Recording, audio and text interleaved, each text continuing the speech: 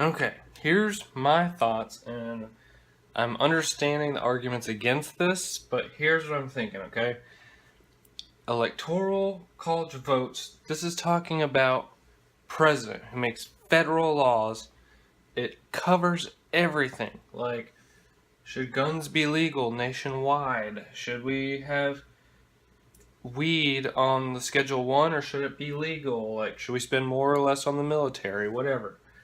So, if we have 1, 2, 3, 4, 5 people here, and we have 1, 2, 3, 4 people here, and all these 5 people say we should be allowed to have guns. So you're looking at 5 versus 4. But what people are saying is more fair is you have 1 place versus 4 places. Thus, guns would be banned. It just seems like if you have 1 place and all these couple places, and you have all these people here, and they all say clearly marijuana should be legal, and you have just a couple people here in the middle of nowhere, this shouldn't count as 3 to 1. Just you're counting space. You're not counting people. Okay, now in this sense, this is how electoral college works. Let's say everyone here votes no on something. Everyone here votes no. Here it's a 50-50 mix. And here it's 2/3. So this one's worth 3 because of the population. There's 3 people here, and 2 say yes, and 1/3 of the people say no. But since the majority say yes here, all 3 of these go to yes. So the yeses even get this no.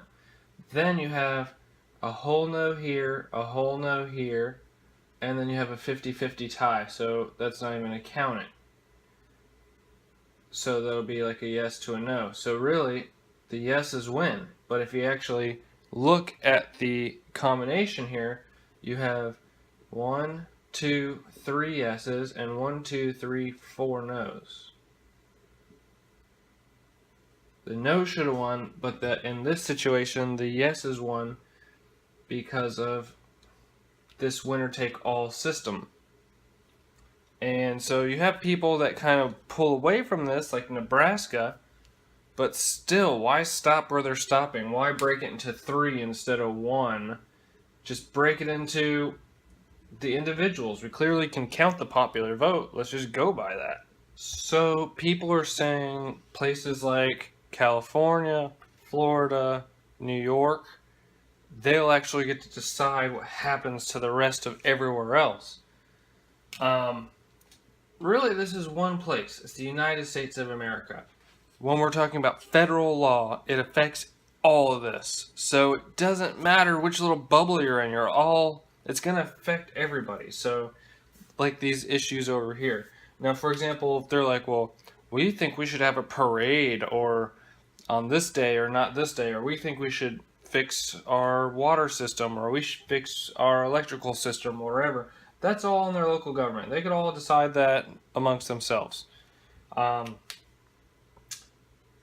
But that's not really what we're talking about in the electoral vote. We're not talking about local government situations. Okay, so another thing is they think that these 3 states is going to control what all the rest of this bubble's doing. So, for example, all these vote yes on something, all these vote yes, and all these vote yes. That's 30 points, because these are all worth 10 in this example. Then all these little bubbles, there's 10 of them, all the little bubbles vote no. So that's 10 versus 30. These 3 states decide what happens to everybody. However, if there is no electoral votes and it goes by population, just go Google this. I'll try to find the link and include it. Not 100% of people voted the same way in California, nor here, nor in Florida. Let's say 50% of the people voted yes here, and 50% voted no. And same here and same here. 50, 50, 50. So that's 5 points of their 10 goes to the yes, 5 points of their 10 goes to the no.